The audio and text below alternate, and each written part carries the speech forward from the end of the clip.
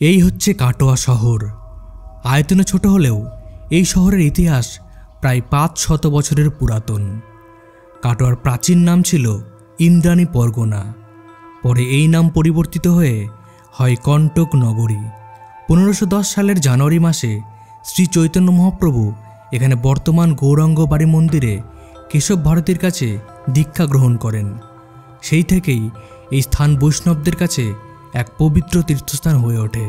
অজয় ও হুগলি এই দুই নদীর সঙ্গমস্থলে অবস্থিত হওয়ায় বাংলার বাণিজ্য দরবারে কাটোয়ার গুরুত্ব ছিল অপরিসীম। এটি ছিল মুর্শিদাবাদের প্রবেশদ্বার, যেটি ছিল বাংলার সাবেক রাজধানী। নবাব মুর্শিদ কুলি খান তার শাসনকালে এখানে প্রথম চৌকি স্থাপন করেন। 1742 থেকে 1751 সালের মধ্যে মারাঠাদের বিচ্ছিন্ন গোষ্ঠী অর্থাৎ বর্গীরা বেশ কয়েকবার কাটোয়া আক্রমণ করে। এই ডান দিকে হচ্ছে কাটোয়া বাস স্ট্যান্ড। এখানে সংগঠিত হয় কাটোয়ার প্রথম যুদ্ধ এবং দ্বিতীয় যুদ্ধ, যেখানে নবাব আলীবর্দী খান মারাঠাদের পরাজিত করেন। 1757 সালে 19 জুন পলাশ যুদ্ধের ঠিক আগে কাটোয়া ছিল নবাব বাহিনীর শেষ ঘাঁটি, যা ব্রিটিশ বাহিনী দখল করে। এরপর 21 জুন কাটোয়ায় রবার্ট ক্লাইভ একটি যুদ্ধ পরিষদের বৈঠক করেন এবং পলাশীর উদ্দেশ্যে হুগলি নদী পার হওয়ার সিদ্ধান্ত নেন। আবারও 1763 সালের 19 জুলাই কাটোয়া যুদ্ধক্ষেত্রে পরিণত হয়, যেখানে ব্রিটিশ বাহিনী নবাব মীর কাসেমের আনুগত্য সৈন্যদের পরাজিত করে। ইস্ট ইন্ডিয়া কোম্পানির শাসনকালে কাটোয়া একটি শহরের রূপ নিতে থাকে। এখানে উইলিয়াম কেরির পুত্র উইলিয়াম কেরি জুনিয়র সহ মিশনারিদেরই আগমন ছিল গুরুত্বপূর্ণ। আমি এই মুহূর্তে রয়েছি কাটোয়ার মাথায়তলা আশ্রমে। আমরা সবাই শুনেছি মহাপ্রভুর ভক্ত জগাই মাথার কথা। মহাপ্রভু যখন কাটোয়া এসেছিলেন তখন তার বিরহে কাতর হয়ে জগাই মাথায়ও কাটোয়াতে এসেছিলেন, কিন্তু তাদের আসার পূর্বেই মহাপ্রভু এই কাটোয়া ছেড়ে চলে যান। তখন মাধা এখানে একটি আশ্রম তৈরি করেন এবং মহাপ্রভুর নাম জপ করতে শুরু করেন। আমরা এখনও দেখছি এখানে সে হরিনাম সংকীর্তন এখনও চালু আছে। শোনা যায় জগাই ও মাধাই উদ্ধত্তের বসে একসময় শ্রী চৈতন্যদেবকে কলসি ছুঁড়ে মেরেছিলেন।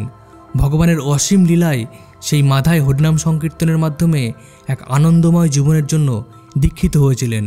এরপর তারা প্রতিদিন এই পবিত্র গঙ্গায় স্নান করতেন এবং দিনে 2 লক্ষ বার ভগবানের নাম জপ করতেন। ভগবানের মধুর লীলা শ্রবণের মাধ্যমে তাদের চোখ দিয়ে অশ্রুধারা ঝরে পড়ত। ভগবান শ্রী চৈতন্যদেব দীক্ষা নেওয়ার সময় কাটোয়ায় আগমনকালে এই মাধায়তলায় বিশ্রাম নিয়েছিলেন। 1800 সালের দিকে কাটোয়া একটি বাণিজ্যিক কেন্দ্র হয়ে ওঠে, যার মূল ব্যবসা ছিল নদীপথে লবণের বাণিজ্য।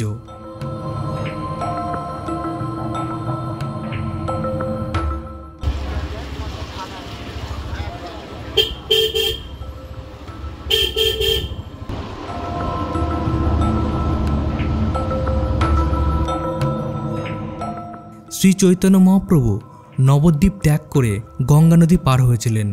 তারপর তিনি কণ্টক নগরী অর্থাৎ কাটোয়ায় পৌঁছেছিলেন। আমি এই মুহূর্তে রয়েছি কাটোয়ার সব থেকে বড় আকর্ষণ শ্রী গৌরাঙ্গ মন্দিরে।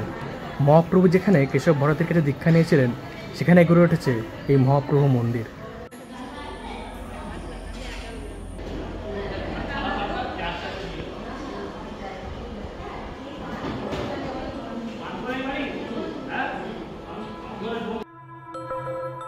শ্রী চৈতন্য মহাপ্রভু যখন সন্ন্যাস গ্রহণ করেছিলেন তখন 3 জন ব্যক্তি তার সাথে সমস্ত প্রয়োজনীয় কার্য সম্পাদন করেছিলেন।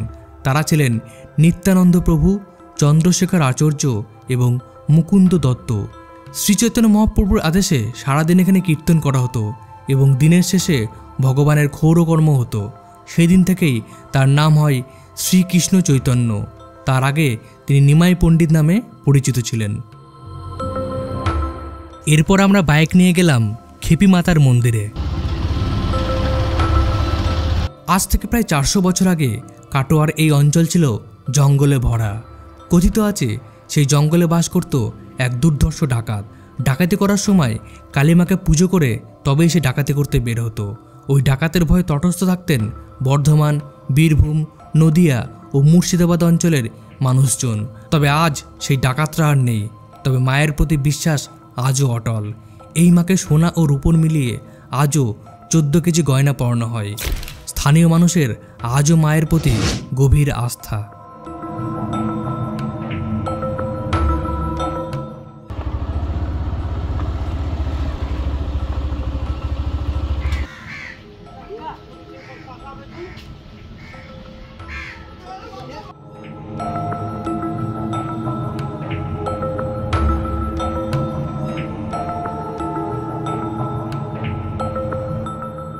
আমি এই মুহূর্তে রয়েছি কাটোয়ার শাখায় ঘাটে। শাখায় ঘাটে অজয় নদী আর ভাগীরথী নদী একসাথে মিলিত হয়েছে। এইটা হচ্ছে অজয় নদী, আর ওই নৌকাটা যেদিকে যাচ্ছে ওটা হচ্ছে গঙ্গা বা ভাগীরথী নদী। এখানে অনেকগুলো জায়গার ট্রাই জাংশন, 3টে জেলা এখানে একত্রিত হয়। যেমন এখান থেকে বীরভূম থেকে লোকজন আসে, মুর্শিদাবাদ থেকে একজন লোকজন আসে, আবার বর্ধমান থেকে লোকজন তো আসেই। তো এখন তো বর্ষাকাল, জল পুরো টইটুম্বুর, একদম কানায় কানায় উঠছে বসে জল, ভালো লাগছে।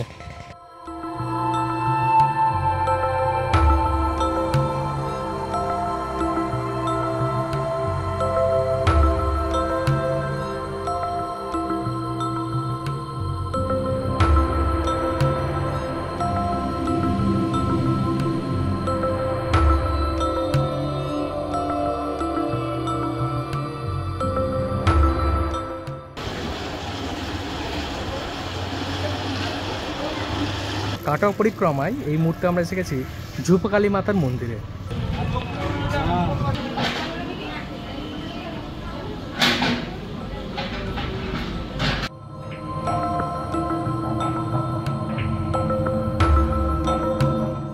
কাটোয়ার কলেজপাড়া এলাকায় পূজিত হন ঝুপমা।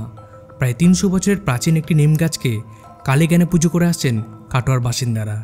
এই গাছকে ঘিরেই গড়ে উঠেছে মন্দির। ঝুপকালী মাতার কোনো মূর্তি নেই। প্রাচীন নিম গাছটি দেবী। নিম গাছের গোড়ার অংশে তৈরি হয়েছে বেদি। গাছের গুড়িটি ফুলমালা দিয়ে সাজানো থাকে। মাতার মুকুট থেকে হাতের খাড়া সবই সাজানো থাকে এই গাছকে ঘিরেই।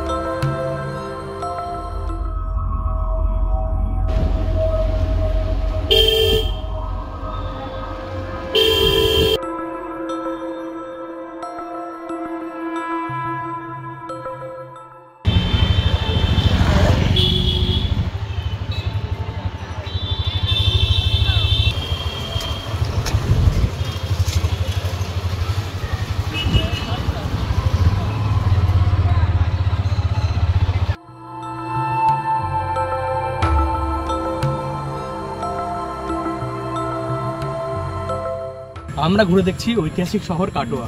আর এই মুহূর্তে দিনের শেষে আমরা এসে গেছি কাটোয়ার মরিঘাট বা মরাঘাটে। এখন জল একদম টইটুম্বুর হয়ে গেছে নদীতে, আমরা দেখতেই পাচ্ছি একদম জল ভর্তি হয়ে গেছে।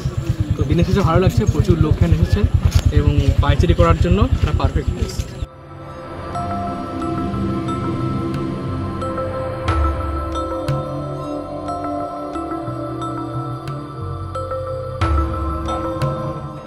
বিকেলের কাটোয়া মাঝে মরিঘাটের স্নিগ্ধতায় লোকে বলে চোখের সামনে সবুজ বা নীল রং দেখলে জীবনের অবসাদ কেটে যায়। তাই তো লোকে সমুদ্র দেখতে যায় ভিটামিন SEA অর্থাৎ সি নিতে। তবে কাটোয়ার মানুষ পেয়েছে বাড়ির পাশেই দুটো প্রবাহমান জলধারা, একটি নদ আর একটি নদী। তাই তো তাদের আর কোথাও যাওয়ার প্রয়োজন নেই। দরকার মাত্র ঘর হতে শুধু 2 পা ফেলিয়া একটি ধানের শীষের উপর একটি শিশির বিন্দু।